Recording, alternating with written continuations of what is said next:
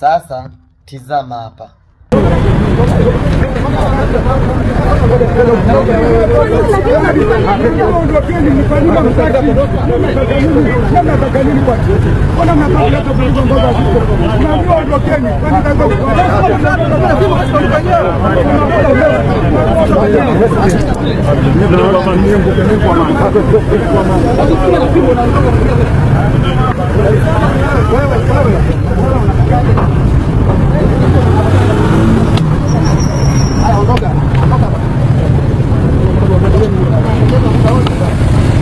Nataka kuongea na nyinyi wa Tanzania. Acheni kujisahau. Acheni kujisahau. Acha kujisahau wewe jamaa. Acha kujisahau wewe sister. Iko hivi. Wewe una familia yako. Aiza ni mama, aiza ni baba.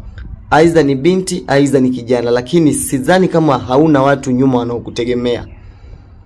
Sasa unapojitia kimbelembele kwenda kutanguliza miguu yako, kwenda kupambania ugari wa mtu, utakuja kufa vibaya. Sikiliza nikufundishe jambo moja. Anza kuwa na programu ambayo iko sahihi kwenye maisha yako. Ukiona baba na mama wanapigana, acha kuingilia. Kuna ugomvi ambao hauingiliwi, hata ukiingilia unakuwa umefanya ujinga ambao haujawahi kufikirika. Na unaweza ukatoamo maradhi ya ubaya. Yaani kwenye masuala ya kisiasa, mtu wa kawaida hautakiwi kuingilia jambo la aina yoyote.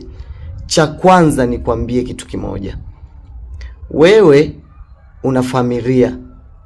Unaonaje wewe na familia yako ukanunua debe la mahindi, ukanunua mchele ukatulia kwako, alafu haya mambo ukaachia watu wakubwa, wanasiasa watajuana wenyewe. Lakini unapojiweka mbele kwamba tunataka reform, tunataka nini? Akishinda Tundu Lissu hakuna kitu anakupa. Ukifa kwa risasi anayeumia ni mama yako. Ukipigwa ukaumia vibaya, anayeteseka ni ndugu yako wa karibu. Pesa inayotoka ni pesa ya ndugu zako. Ukichuma majanga, utakula na nduguyo. Sikiliza nikwambie kiukweli kabisa. Hata kiingia Mama Samia kwa hii awamu hii nyingine, akaingia muhula huu, hakuletei kitu chochote. Hakuletei kitu chochote. Hata akiingia huyu Tundu Lissu, hakuletei kitu chochote. Hakuna mabadiliko yoyote yatakayoweza kufanyika. Watu wanapambania wapate ugari, na wewe unajiweka